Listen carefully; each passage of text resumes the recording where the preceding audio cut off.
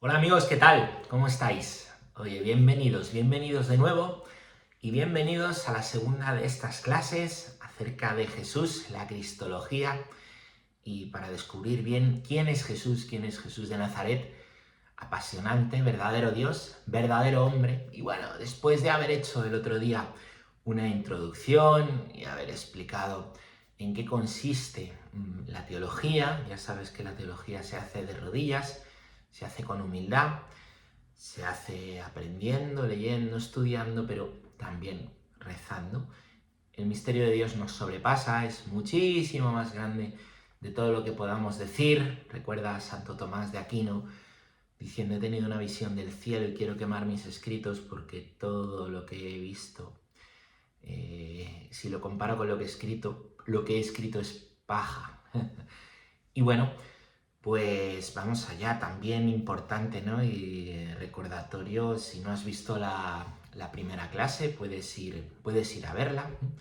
Pero bueno, en la clase anterior, en la introducción, decíamos que nos ha afectado mucho y hoy pues la evangelización también ha estado muy afectada por la separación del Jesús histórico y del Cristo de la fe. Una cosa es Jesús, que era un hombre normal como tú y como yo, y otra cosa es el Cristo de la fe, es decir, a ese Jesús hombre normal, dicen ellos, le han atribuido milagros que no hizo, le han atribuido una resurrección que no existió, le han atribuido un nacimiento virginal de María, lo cual es mentira. Bueno, pues todo ese racionalismo lleva a la teología, ha hecho mucho daño y también para mucha gente hoy, pues esto es así. Esta mañana en la selva de Twitter, que ya no es Twitter, ahora se llama X, ¿no? Pues varios comentarios que tenía yo de una cosa que puso ayer, era Jesús era un hombre bueno, Jesús era un buen tipo, ustedes lo han deformado, y todo este tipo de cosas, ¿no? Todo este tipo de cosas, pues que están ahí, están en la conciencia de muchas personas por este vaciar, ¿no? Porque llegamos nosotros 19, 20 siglos después y decimos lo contrario a lo que los cristianos han vivido, creído durante 19, 20 siglos, porque a nosotros nos parece mejor. Bueno, cuanto menos hay un poco ahí de soberbia intelectual, ¿verdad? Así que nada, hoy vamos con es el segundo vídeo, pero bueno, es como el inicio de todo después de la introducción, y vamos a ver la procedencia de Jesús, de dónde viene Jesús verdaderamente. Estamos hablando de que no vamos a separar el Jesús histórico del Cristo de la fe, pues vamos a ver lo que dicen los textos, lo que dice la Escritura. Ya sabes que si quieres conocer a alguien, tienes que preguntar a la gente cercana a ese alguien. Entonces nosotros vamos a preguntar a la Escritura y vamos a ver lo que han dicho los evangelistas sobre la procedencia de Jesús. Vamos a ver qué ha dicho Mateo, vamos a ver qué ha dicho Lucas, vamos a ver qué ha dicho Juan. ¿Y Marcos qué? Marcos no habla de la procedencia, ¿no? de Jesús como tal, pero estos tres sí. Así que hoy vamos a leer mucho la Escritura, la Biblia. Si la tenéis cerca, va bien. Si queréis ir apuntando las citas, va bien. O podéis meditarlas, rezar con ellas, buscarlas, apuntarlas, ¿no? Yo lo que voy a leer es esta, ¿vale? Que es la de la Conferencia Episcopal Española. Bueno, esto se llama Escrutar las Escrituras, pero es la misma traducción. Y es la traducción, recuerda, que utilizamos en España en la liturgia. Lo que se oye en las misas, en las celebraciones de las bodas, los bautizos o en los entierros, son las traducciones de esta Biblia, que a nivel de usuario, como digo siempre, pues nada, está muy bien para irla siguiendo. Lo digo por si tienes otra Biblia, no te asombres, ¿vale? De que cambien el orden de las palabras o alguna expresión, son cosas mínimas, porque depende de la traducción, de cómo se haya hecho. Si la Biblia es buena, pues tiene una buena traducción. Cuidado por ahí con las Biblias que no son Biblias y que vacían de contenido la historia de Jesús, pues como la que tienen los testigos de Jehová, que quita un montón de términos, de palabras, para adecuarse a lo que ellos dicen, ¿no? Solo me queda también decirte que puedes, ya sabes, suscribirte y compartir este vídeo con quien le ayude. O decir a otros que si quieren seguir esta serie, pues que pueden venir aquí a verlo, suscribirse y de manera gratuita, pues ir viendo los vídeos que vamos sacando cada semana. Así que nada, pues vamos allá, Biblia en mano, crucifijo en la otra, o un boli, si apuntas cosas si quieres. Y esto es, ¿no? La procedencia de Jesús. Muchas personas se lo han preguntado a lo largo de la historia, pero tú y yo no hemos sido los primeros.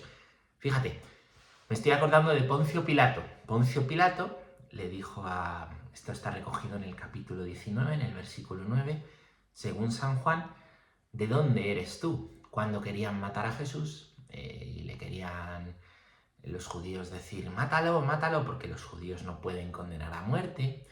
Pero claro, estaban ahí los fariseos haciendo la trampa de, bueno, que le condene el romano, así nosotros no pecamos porque no le condenamos a muerte, pero se muere, que es lo que queremos. Y claro, Pilato está muy confundido, le han traído ahí a Jesús, está todo el mundo nervioso, está todo el mundo que lo tienes que hacer, o hay una rebelión, no eres amigo del César, si no haces lo que nosotros te decimos, chantaje emocional a tope. Y entonces Pilato, que quiere ser justo, dice, pero vamos a ver, ¿de dónde eres tú, no? Nadie queda indiferente a la pregunta de Jesús. Los creyentes, los agnósticos, los ateos, nadie queda indiferente a la pregunta de Jesús. El otro día hablaba yo con una mujer, me decía, yo soy agnóstica, porque le dije, Dios te bendiga. Y me dijo, yo soy agnóstica. Y digo, bueno, que usted sea agnóstica no quiere decir que Dios no exista. Usted dice, a lo mejor existe, a lo mejor no. Pero usted tiene ahí la pregunta de Dios, ¿no? Y me dice, pues tiene razón. Pues es verdad, claro. No deja a nadie indiferente. Jesús que ha venido y ha partido la historia en dos. Hasta ahí es su importancia. Y nosotros medimos el tiempo, medimos la historia antes de Cristo, después de Cristo. Hasta la persona más atea así lo hace, ¿no?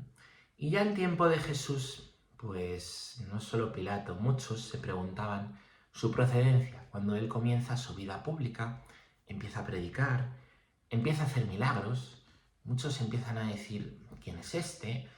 ¿De dónde viene este? ¿Cómo es posible que haga estas cosas? Claro, la pregunta por el origen, pues está ahí. Mira, por ejemplo, Juan 6.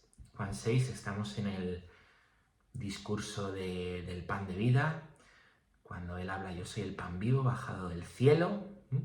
Juan 6, versículo 41-42. Los judíos murmuraban de él porque había dicho, yo soy el pan vivo bajado del cielo.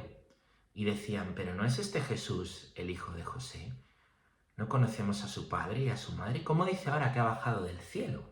Están diciendo esto, oye, pero si este era un niño aquí y luego era un joven, estaba en la carpintería con su padre. Y ahora, si él estaba ahí toda la vida con Jesús y con José, ¿cómo está diciendo yo soy un judío que conociera bien la Escritura?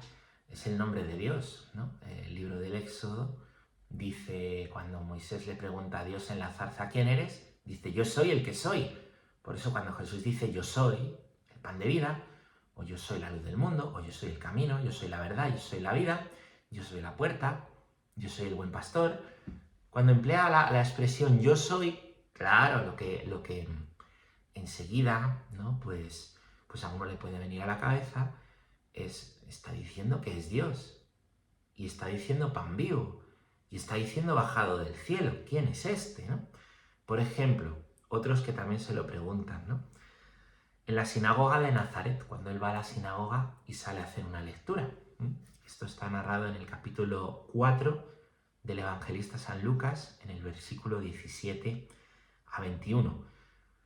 Le entregan el rollo del profeta Isaías, ¿no? Porque no había libros, había rollos así largos, ¿no? Y desenrollándolo encontró el pasaje donde está escrito, el Espíritu del Señor está sobre mí, porque Él me ha ungido, me ha enviado a evangelizar a los pobres, a proclamar a los cautivos la libertad y a los ciegos la vista, a poner en libertad a los oprimidos y a proclamar el año de gracia del Señor. Y enrollando el rollo y devolviéndolo a el que lo ayudaba, se sentó. Toda la sinagoga tenía los ojos clavados en él y empezó a decirles, hoy se ha cumplido esta escritura que acabáis de oír. Claro, está diciendo que él es el Mesías, que él cumple lo que dijo el profeta Isaías.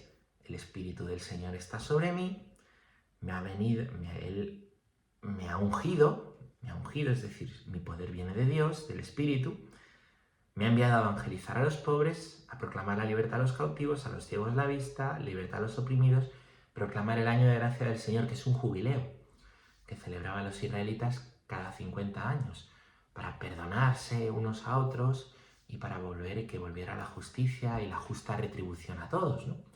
Muy llamativo, claro, y todos tenían la vista clavado en él.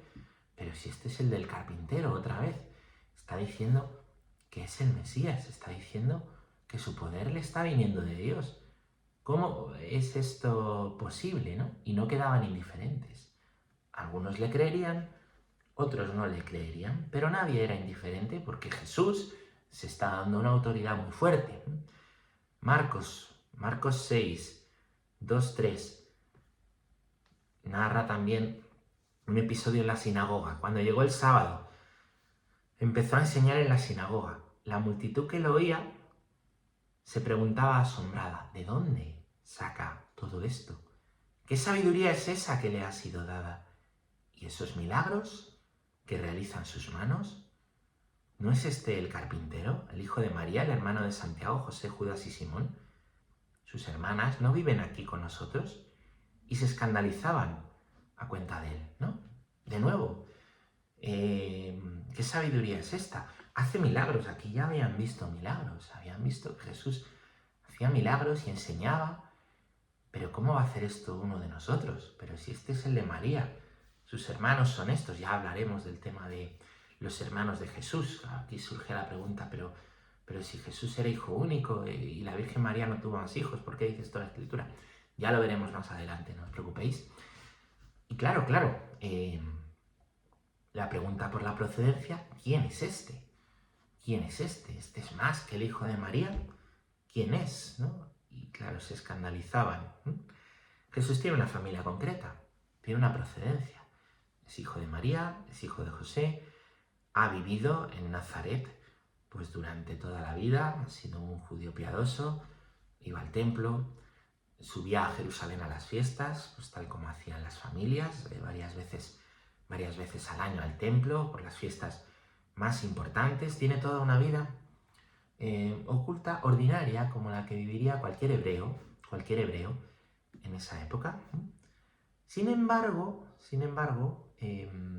hay otros que en este asombrarse y decir quién es este, dicen algo más.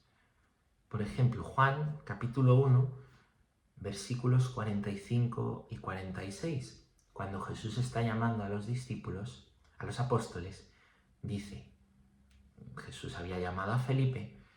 Felipe encuentra a Natanael y le dice, aquel de quien escribieron Moisés en la ley y los profetas, lo hemos encontrado. O sea, el Pentateuco, todo lo que dice Moisés y todo lo que dicen los profetas de que vendrá un Mesías, está aquí. Lo hemos encontrado. Lo hemos encontrado. Esto es muy fuerte. Dice Juan 1, 45, 46. Jesús, el hijo de José, de Nazaret. Natanael le replicó, pero de Nazaret puede salir algo bueno. Como cuando decimos aquí, de Leganés puede salir algo bueno. Y Felipe le contestó, ven y verás, ¿no? O sea, aquí, fíjate, está indicando este Felipe que sí que la procedencia viene de José, de Nazaret, o sea, es decir, le hemos visto aquí toda la vida, pero es del que hablaba Moisés y los profetas, es decir, es el Mesías. Esto es mucho más lo que se está diciendo, ¿no? Juan 9, 27, 29. Jesús cura a un ciego de nacimiento, y este ciego nadie le escucha. Él dice a sus vecinos que ha sido Jesús, no le creen, le llevan a la sinagoga. Él dice a los fariseos y los doctores de la ley, me ha curado Jesús, no le creen tampoco. Preguntan a sus padres dicen efectivamente nació ciego, pero no sabemos cómo ahora. Ni sus padres dicen ha sido Jesús, ni sus padres le dan la razón.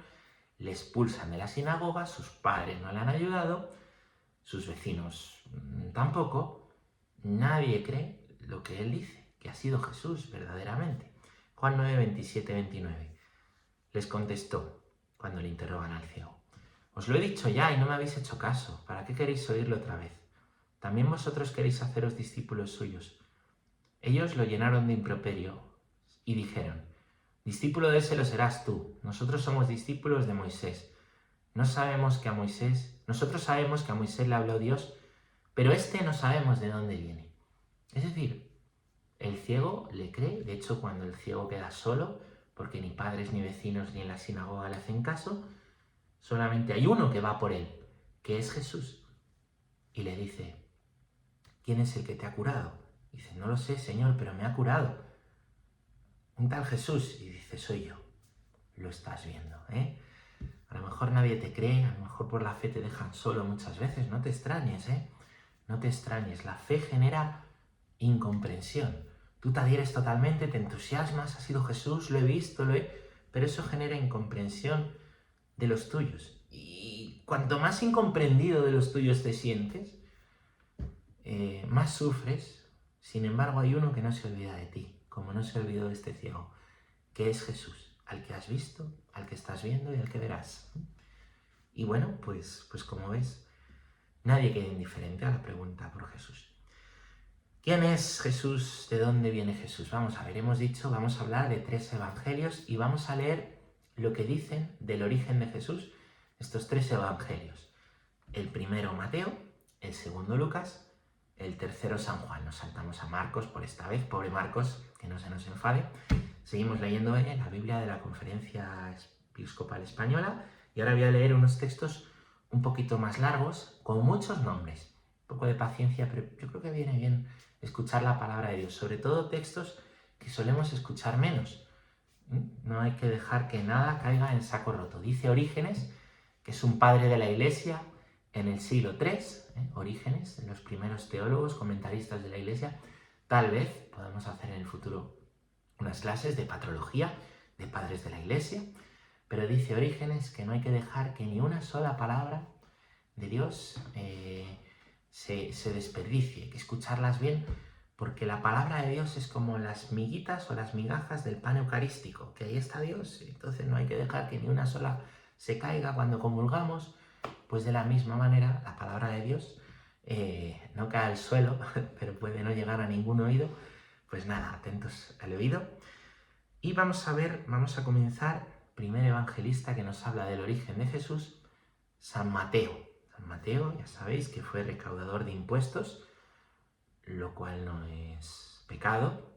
Lo que pasa es que él era usurero y mentiroso y cobraba impuestos de más para quedarse con todo eso de más, engañando y abusando y utilizando a sus propios hermanos de su propio pueblo de Israel.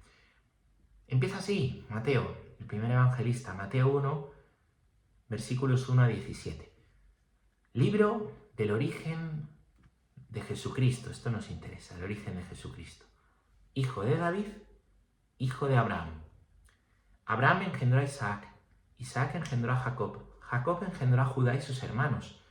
Judá engendró de Tamar a Farés y a Zará.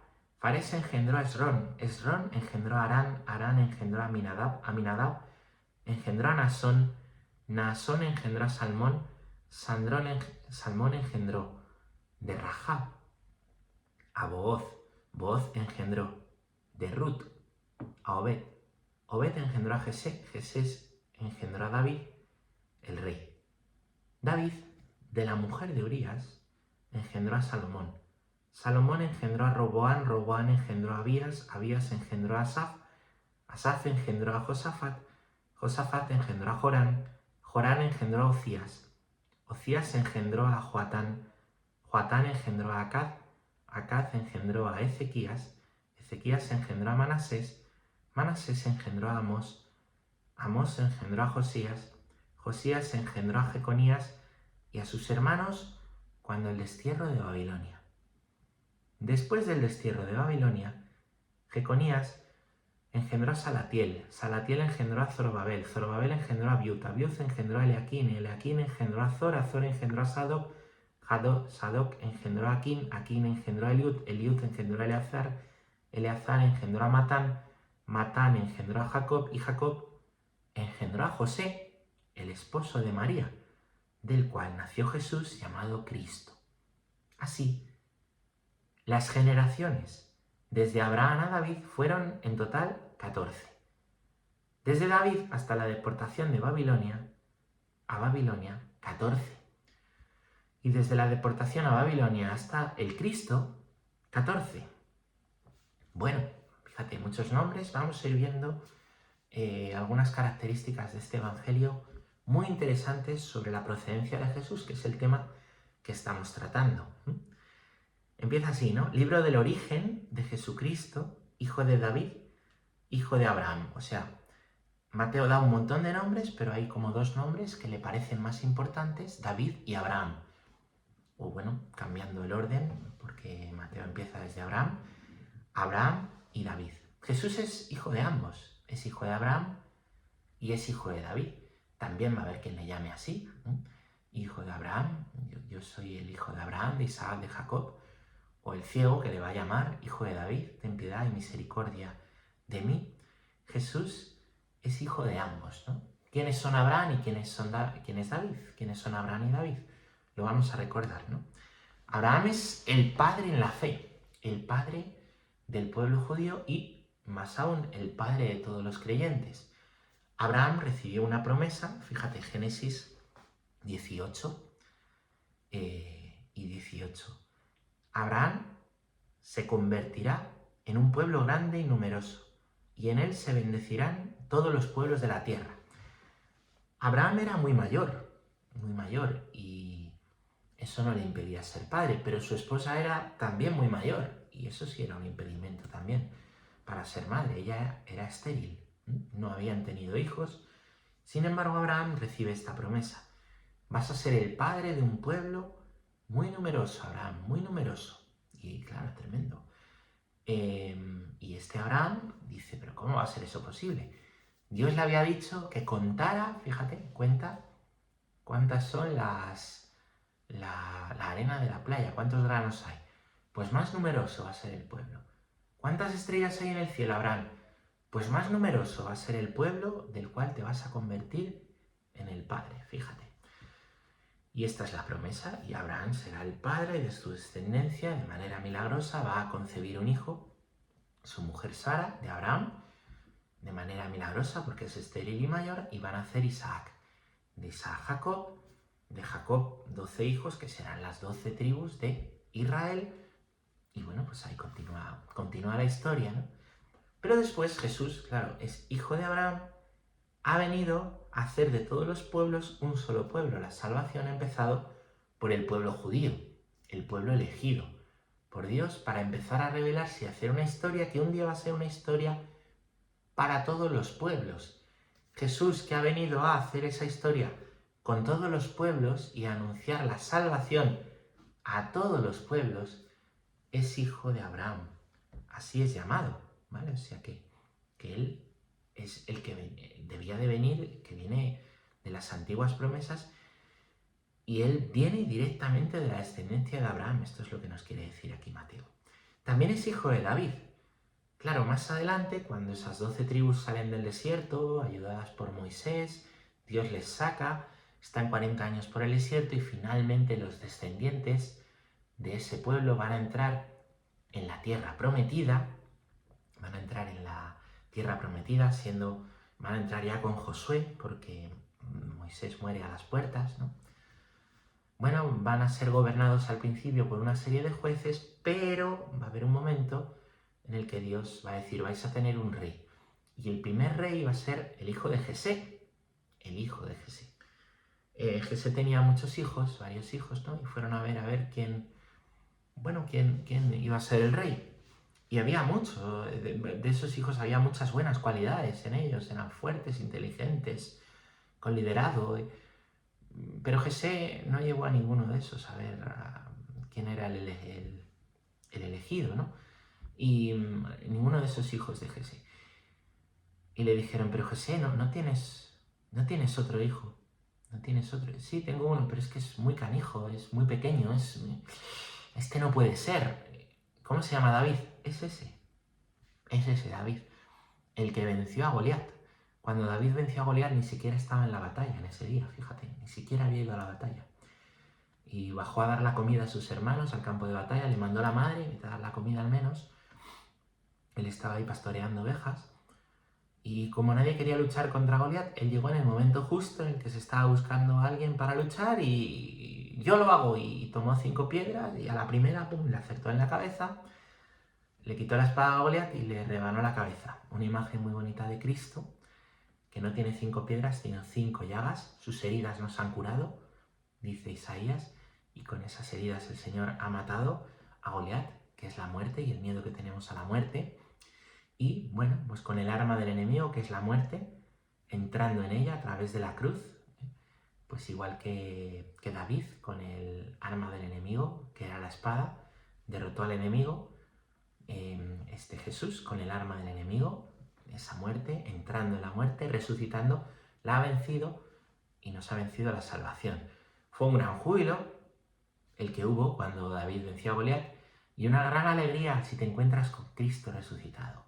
Una y otra vez, aunque sigan tus problemas, como seguían los problemas de los israelitas después de caer Goliat, esa alegría de saber que Dios se ha hecho presente y nos ha salvado, no te la puede quitar nadie, que no te mueres, que a Dios le importa tu vida, que Dios no da a nadie por perdido, a nadie, ¿no? Entonces Jesús, pues también es hijo de David, porque fíjate, a David se le prometió un reino eterno, fíjate. Segundo libro de Samuel, que narra la historia de David, capítulo 7, versículos 13 a 16. David es el rey, aquí. David será el quien construya una casa en mi nombre, y yo consolidaré el trono de su realeza para siempre. Yo seré para él un padre, y él será para mí un hijo. Si obra mal, yo lo castigaré con vara y con golpes de hombres, pero no apartaré de él mi benevolencia, como la aparté de Saúl, al que alejé de mi presencia. Tu casa y tu reino se mantendrán siempre firmes ante mí. Tu trono durará para siempre. Esto es muy fuerte. Israel hoy no tiene rey, pero esta promesa está diciendo que el trono de David reinará para siempre. ¿Cómo es posible? Pues porque Jesús es ese rey. ¿Tú eres rey?, le preguntó Pilato de nuevo. ¿Tú eres rey? Jesús dijo, tú lo has dicho, soy rey, pero mi reino no es de este mundo. Si mi reino fuera de este mundo, yo le diría a los míos que vinieran y lucharan, pero mi reino no es de aquí. Tú eres rey, ¿no? Y entonces le pusieron a modo de burla encima, Jesús, el rey de los judíos. Le pusieron una corona de espinas, le clavaron en una cruz, que es su trono. ¿Veis? El trono de Jesús es un reinado para siempre y cumple esa promesa que nos anuncia el primer libro de Samuel, que fue hecha a David, tu trono va a durar para siempre. Y eso lo celebramos en la fiesta de Cristo Rey. Entonces Jesús es hijo de Abraham, el padre al que se le prometió una gran descendencia, hijo de David, el rey al que se le prometió que su trono iba a durar para siempre. Creyeron a Dios, fíjate lo que dice Hebreos 11, Hebreos 11, 8, 11.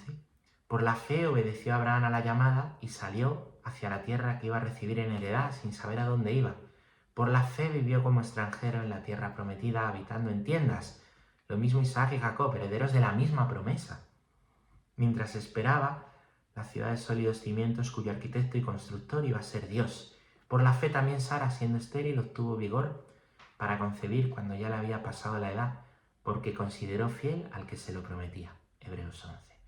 Bien, pues nada, aquí lo tienes, ¿no? Jesús, su procedencia viene de Abraham, viene de David. ¿Te has dado cuenta que la genealogía de Mateo, vamos a seguir con Mateo, tiene 4 grupos de 14 personas cada uno, ¿no? Lo dice aquí al final, ¿vale? Dice, las generaciones de Abraham a David, 14. De David a la deportación de Babilonia, cuando al pueblo le expulsan a Babilonia, 14. Y de la deportación de Babilonia hasta el Cristo, es decir, el Mesías, el ungido, 14. Fíjate, el número 14 tiene un significado. En el idioma hebreo, las letras, las consonantes, no hay vocales, tienen un valor numérico. Si tomáramos las consonantes en idioma hebreo del nombre de David, con el valor numérico que tienen, y sumamos esos números, da 14. Es muy llamativo, entonces. El número 14 nos está hablando de que Jesús es verdadero rey. El número 14 3 veces. El 3 en la escritura indica la perfección, ¿vale? La perfección. ¿Cómo le llamamos a Dios? Santo, santo, santo. 3 veces santo. Lo que equivale a decir santísimo, ¿no? Es decir, el perfecto rey, el 3 veces 14, es Jesús. Es un detalle muy bonito que está aquí entendido. ¿Te has dado cuenta que cuando leía el texto de Mateo ha habido nombres que los he dicho más despacio? Los nombres de las mujeres. Porque no aparece, es una genealogía de hombres. Y aparece de hombre a hombre, de hombre a hombre, de hombre a hombre. Cuando fíjate, la descendencia para los hebreos se transmite por la sangre de la mujer. Eso también es muy llamativo. Muy llamativo que si un hijo tiene un padre pagano, pero tiene una mujer judía, ese hijo, una madre judía, ese hijo será de la tribu de la que era la madre. Todos los judíos vienen de una de las 12 tribus, ¿no? Bueno, pues aquí esto es muy llamativo que solamente aparecen 4 nombres de mujeres. Te las voy a recordar. Aparecen en la primera parte, Tamar. La historia de Tamar está en el capítulo 38 del Génesis. Tamar estaba casado con el hijo de Judá, que es uno de los hijos de Jacob. Y llama la atención porque hace una cosa muy fea. Se disfraza de prostituta, iban con la cara tapada las prostitutas para que no se las identificaran. Se disfraza de prostituta para acostarse con Judá, con su suegro, y lograr de él una prenda. La segunda mujer que aparece en la genealogía se llama Rahab. Su historia es hermosa, está en el libro de Josué, en el capítulo 2. Y Rahab también era prostituta. Una prostituta que, pues ayuda a conquistar la ciudad de Jericó a los judíos. Y entonces es reconocida así. Cuando entran e invaden Jericó, le dicen: pon un lazo rojo en tu ventana porque tu casa no le vamos a hacer nada porque tú nos has ayudado, Rahab. Bueno, y así lo hacen, ¿no? Recuerda que el Señor dice en el Evangelio a los fariseos que eso les revienta. Las prostitutas os llevan la delantera en el reino de los cielos. ¿Por qué? Porque las prostitutas están muy mal vistas. Están muy mal vistas, ¿no? Y fíjate que aquí las dos primeras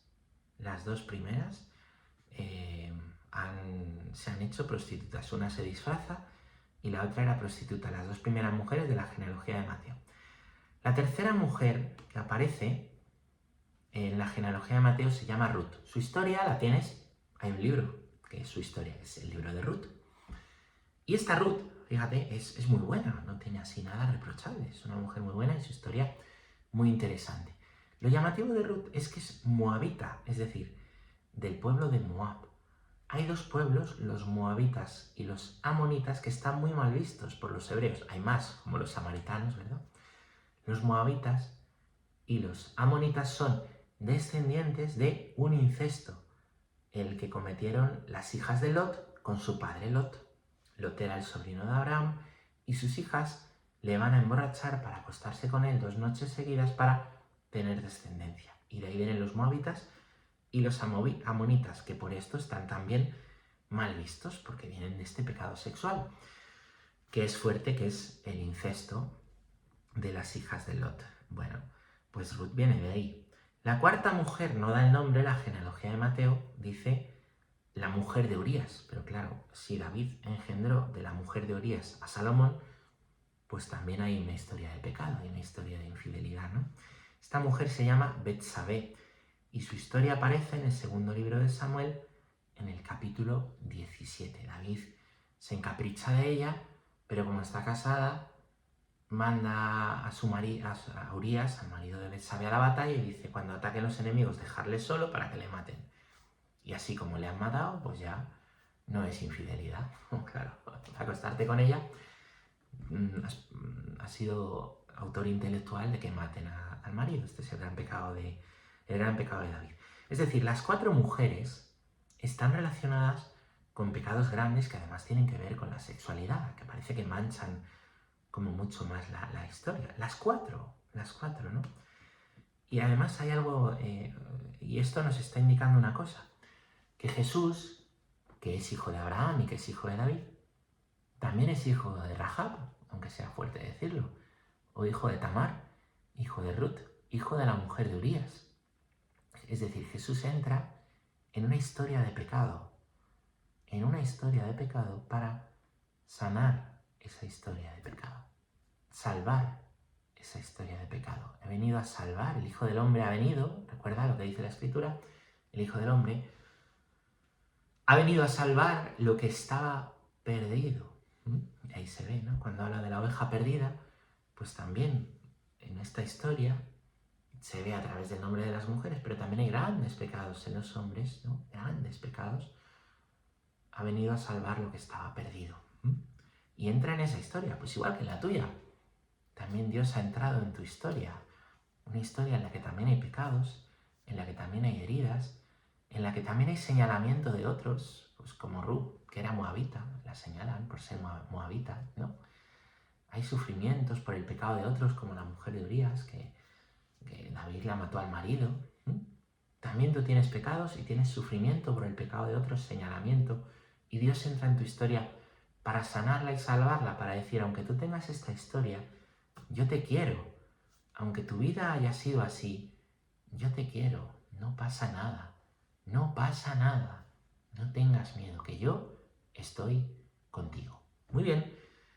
Pero además hay otro hecho llamativo en la historia, ¿no? Y es que las 4 mujeres que aparecen aquí no son judías. Las 4 son extranjeras.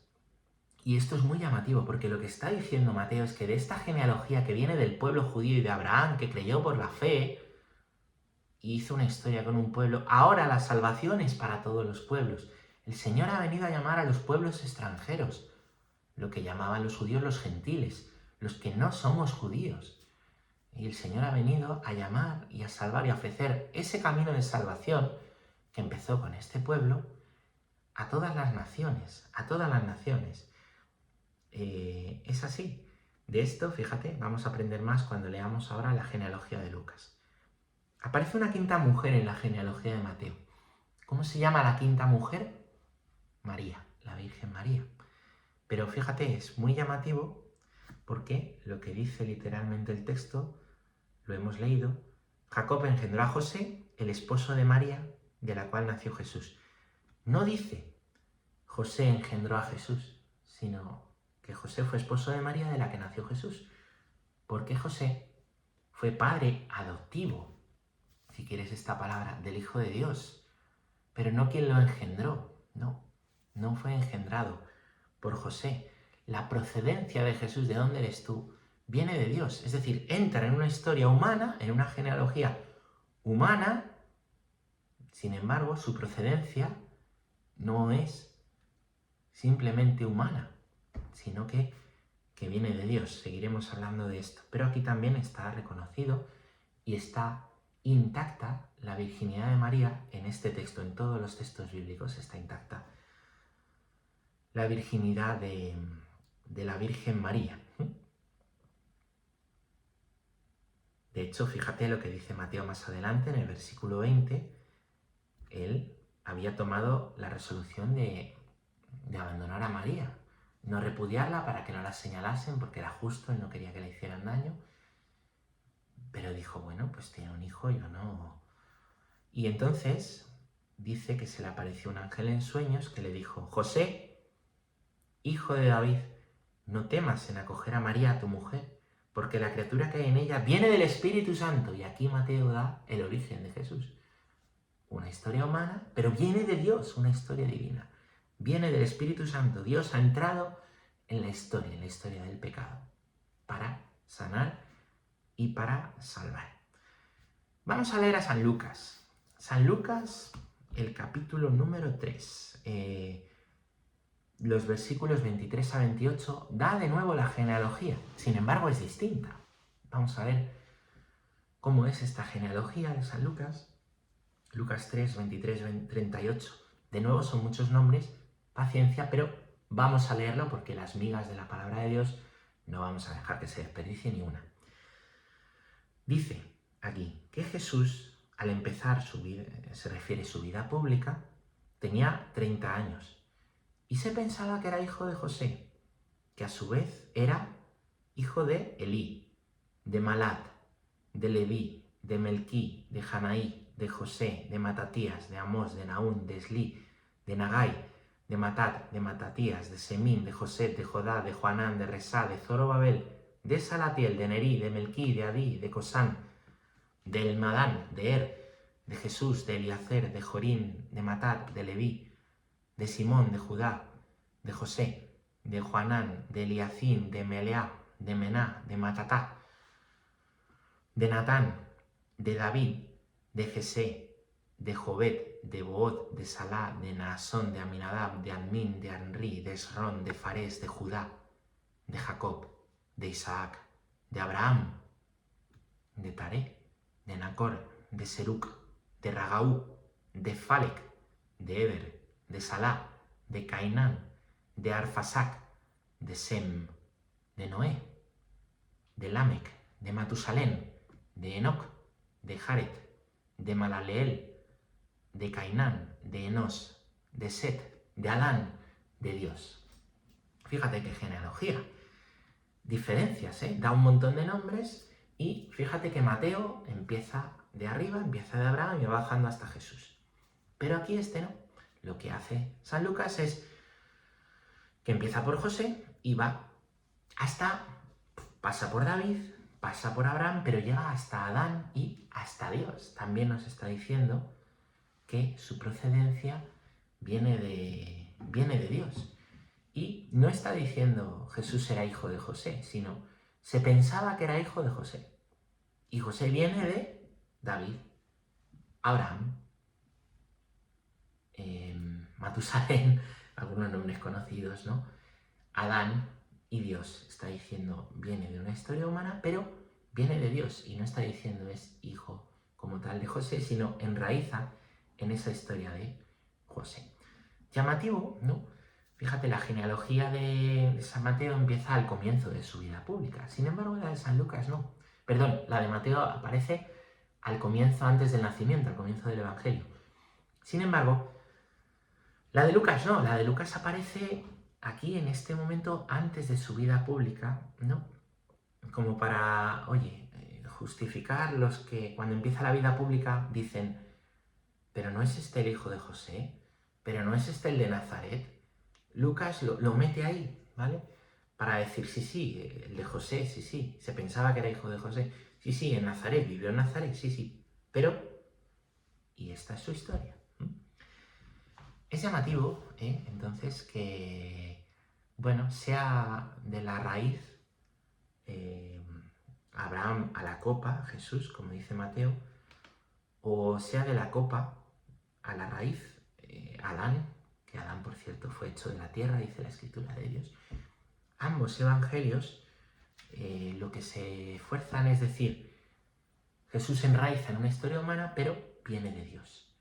Viene de Dios, es decir, están hablando de la divinidad de Jesús, de la divinidad de Jesús.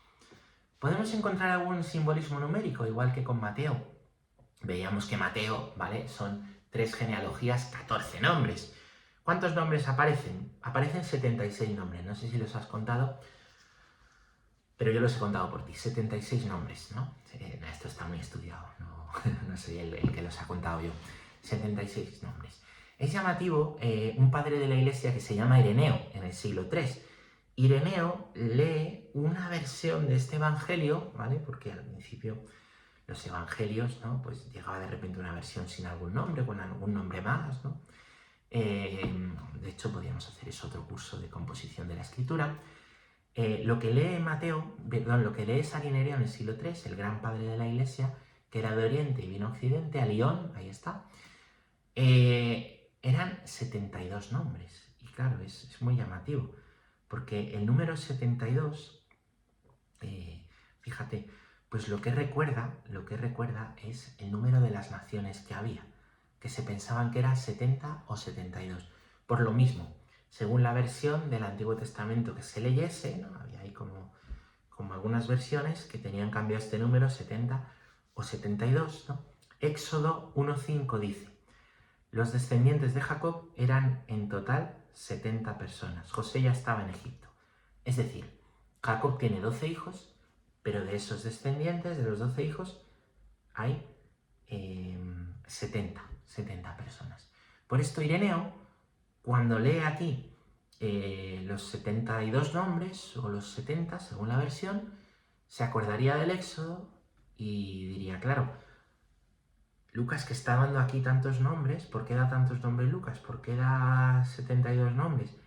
Ah, está diciendo que la salvación de Jesús es para todas las naciones, es para todos los pueblos. De hecho, fíjate, un poquito más adelante, Lucas 10.1 dice: designó el Señor 72 y los mandó delante de él de dos en dos a todos los pueblos y lugares donde pensaba ir él. Lucas 10.1. ¿Qué está diciendo? Jesús ha venido a enviar a predicar a sus discípulos, a anunciar la salvación, curar enfermos, expulsar demonios, anunciar el Evangelio, y manda 72. ¿Por qué Jesús manda 72? Está diciendo que la salvación es para todos los pueblos. No dice, id a decir a los judíos, no, dice, id a quien os encontréis, en los pueblos que os encontréis, donde haya romanos, donde haya griegos, donde haya egipcios, donde haya numios, donde haya etíopes, donde haya judíos, a todos. 72. Ofreced esa salvación que ha empezado por los judíos. Dios ha empezado a hacer una historia con Abraham. Dios ha empezado a hacer una historia que continúa con Isaac, con Jacob. Los descendientes de Jacob son 70. Un día esa historia será para todos los pueblos. Pues ha llegado el momento. También, fíjate, 76, el número 76 lo podríamos dividir en 11 grupos de 7 miembros. Serían 77 porque Jesús es el 77, ¿no? Los 76 nombres de Lucas los podríamos dividir en 11 grupos de 7 miembros. Y esto a lo mejor no te dice nada, pero si Lucas conocía el esquema apocalíptico de la época, nos está diciendo algo.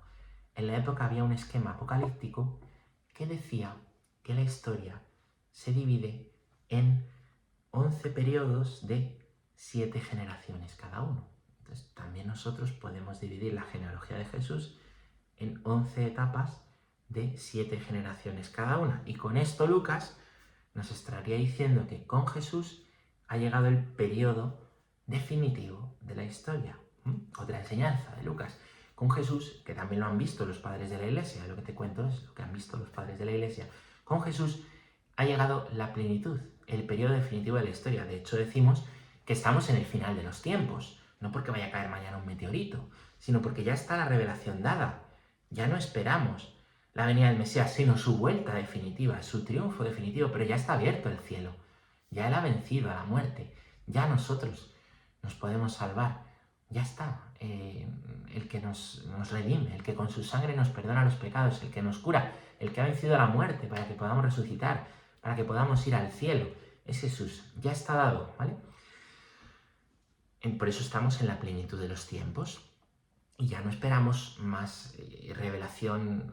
Hay revelación privada, otro día podemos hablar de las revelaciones privadas, las apariciones marianas, y podemos hablar de eso, que es muy interesante, pero ya no hay más libros que se van a añadir a la escritura, que desde Génesis hasta Apocalipsis está completa. La revelación ha sido dada, y una persona con lo que se nos ha ido dado, ya se nos ha dado el manual de la salvación.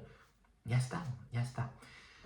Hemos hablado de Mateo, hemos hablado de Lucas, vamos a hablar del origen de Jesús según San Juan, que es bellísimo y que es un texto que te invito una y otra vez a meditar, sobre todo en el tiempo de Navidad, pero es un texto al que volver una y otra vez, ¿no? Porque de manera profunda y bellísima, el bueno de Juan ha venido a responder a la pregunta ¿quién es Jesús? Ya hemos visto que Mateo nos habla del origen humano y divino. Ya hemos visto que Lucas nos habla del origen humano y divino. Ya hemos visto que Mateo y Lucas esconden, ¿no?, cómo la salvación ha venido a ser anunciada a todos los pueblos, cómo Dios entra en una historia de pecadores para sanar el pecado, cómo María rompe esa historia, la quinta mujer, por eso será inmaculada, de eso podemos hablar otro día, de los dogmas de la Virgen María. Y María rompe y empieza y preserva del pecado esa historia para que nazca Jesús. Vamos a ver ahora, vamos a escuchar a Juan, a proclamar la palabra de Juan y lo que él ha dicho del origen de Jesús, de dónde es él. Lo que nos va a decir Juan, fíjate, luego lo explicamos, es que diciéndonos de dónde viene, nos ha dado nuestra identidad. Esto es muy importante. En la iglesia decimos, ¿quieres saber quién eres tú? Conoce a Cristo. Porque tú te comprendes a la luz de quien te amas. A la luz de quien te ama. Da sentido a la vida que tú eres amado. Y esto es como Juan nos dice, somos amados, valiosos por Dios. De ahí podemos comprender también nuestro propio origen, identidad y sentido de la vida. Dice Juan, capítulo 1, versículo 1 a 14. Es el inicio. En el principio existía el Verbo, y el Verbo estaba junto a Dios, y el Verbo era Dios. Él estaba en el principio junto a Dios. Por medio de él se hizo todo, y sin él no se hizo nada de cuanto se ha hecho. En él estaba la vida, y la vida era la luz de los hombres. Y la luz brilla en la tiniebla, y la tiniebla no lo recibió. Surgió un hombre enviado por Dios que se llamaba Juan. Este venía como testigo para dar testimonio de la luz, para que todos creyeran por medio de él. No era él la luz, sino el que daba testimonio de la luz. El Verbo era la luz verdadera que alumbra a todo hombre viniendo al mundo. En él estaba. El mundo se hizo por él. Y el mundo no lo conoció. Vino a su casa y los suyos no lo recibieron. Pero a cuantos lo recibieron, les dio el poder de ser hijos de Dios, a los que creen en su nombre. Estos no han nacido de sangre, ni de deseo de carne, ni de deseo de varón, sino que han nacido de Dios. Y el Verbo se hizo carne y habitó entre nosotros. Y hemos contemplado su gloria. Gloria como del unigénito del Padre, lleno de gracia y verdad. Bonito, ¿eh? Bueno, aquí está diciendo muchas cosas, pero habla del principio. El principio. ¿Cómo empieza? Así empieza Juan. ¿Cómo empieza Génesis? En el principio, Dios creó el cielo y la tierra. La misma expresión. Génesis empieza hablando de el principio. Te lo voy a leer literal, ¿no? Al principio creó Dios el cielo y la tierra. Así es, ¿no? ¿Qué está diciendo Juan con la expresión en el principio? Jesús, que estaba al principio en el Génesis, era el Verbo, la palabra, ¿vale? Porque ¿cómo crea Dios Padre? Hablando, ¿no? Dijo Dios, hágase la luz, y la luz se hizo, es decir, a través del Verbo, a través de la palabra, Dios crea. Jesús, que es el Verbo, estaba junto al Padre al principio, un solo Dios, 3 personas, también aparece por ahí el Espíritu que aleteaba sobre las aguas, ¿no? Pues en el principio estaba Dios creando por medio de la palabra, y entonces ahora se dice, en el principio existía la palabra, el Verbo estaba junto a Dios, y el Verbo era Dios. Aquí ya está hablando de la divinidad de Jesús, el Verbo era Dios. Y dice Juan, ese Verbo se encarnó, vino a los suyos, para ofrecerles la salvación, para que por medio de él los que creen en él se salven, para dar testimonio de la luz. Es decir, Jesús vino, lo mismo de Mateo y Lucas, en medio de una historia que empezó con un pueblo, para que ahora todos los pueblos por medio de él se salven, todos, los que vinieran después de él, los que estuvieran ahí, y los de antes de él. Por eso descendió a los infiernos, ¿vale? ¿Sí? En el principio estaba Dios, ahí lo tenemos, ¿no? Pero los suyos, dice, vino a los suyos no lo recibieron. ¿Quiénes son los suyos?